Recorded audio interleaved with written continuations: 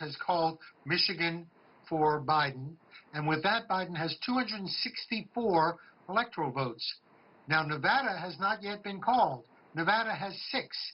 If Nevada, where Biden is currently leading, if they call Nevada for Biden, that'll give Biden 270. That's a majority, and he'll be elected. Bill, what did the numbers say about Americans and the state of the country? This race was closer and not a landslide. And you could see it's almost evenly divided between these two candidates. Were the polls wrong again? Well, the polls apparently were wrong. They said all along that Biden would be an easy winner. He was way ahead in the national vote. He did end up winning, but by a very narrow margin.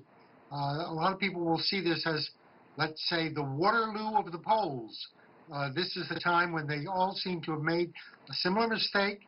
I don't know exactly what it was. Believe me, there's going to be 100 people researching what went wrong with the polls this year. But they were certainly off by a lot because the victory for Biden was extremely narrow. We saw a massive amount of money being spent during this election, not just between Biden and Trump, but also in the Senate races across the country, billions of dollars, and during a pandemic with many Americans still hurting financially. What does this say about the state of money in politics and where things are right now? Where things are right now is divided, intensely polarized, just as they were in 2016, and Trump has made the polarization even worse because he has fomented a lot of ill will between Democrats and Republicans, between liberals and conservatives. That's the way he's chosen to govern. He's a unique president. I've never seen a president do this before. He deliberately divides the country. Now, lots of presidents have been divisive. Even Franklin Roosevelt was divisive. Barack Obama, Lyndon Johnson, Richard Nixon. But Trump is different. He deliberately divides the country, and that's what's produced so much money. There's so much ill will and animosity between Democrats and Republicans that their supporters are willing to throw money at the races just to defeat the other side. And yet, here we are. We anticipate, once we even know who the president will be, that the country will still be divided. So can the country heal after this, or will it remain divided? We had 4 presidents in a row before Trump who got elected on a pledge to bring the country together. They all failed. The first President Bush said he was kinder and gentler. He was fired after 1 term.